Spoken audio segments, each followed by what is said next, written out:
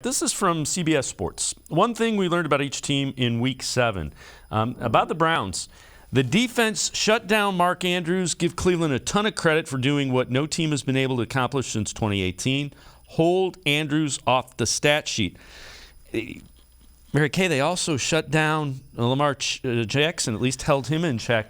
So I guess the question is, they do those things which usually add up to a win against the Ravens. Where do the Browns go from here after, I got to imagine they accomplished the top two check marks defensively with Andrews and Jackson and still didn't get the result they needed?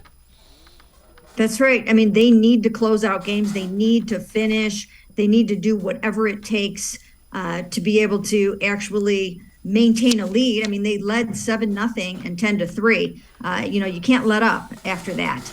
And there were a couple of drives where, they just kind of stalled and weren't able to do anything. They have to keep the pedal to the metal, and they have to keep it going. And then in the end, I just don't think the officials did them any favors. I really don't. That Amari Cooper call, that OPI can go either way. And that took a touchdown off the board. I've seen way worse not called. And then the false start, still nobody really seems to understand what happened with that. I've talked to numerous people. I've reached out to the league. I've asked Kevin Stefanski, asked Michael Dunn. I mean, nobody really seems to know exactly what happened on that, but that was also very costly.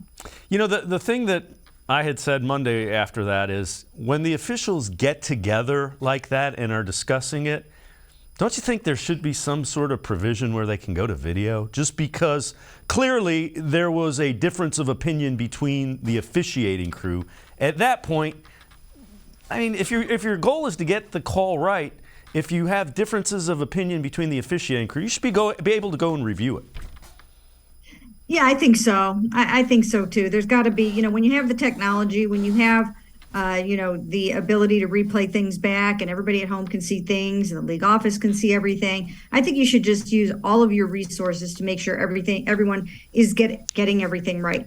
But I will say this about the end of game bad calls.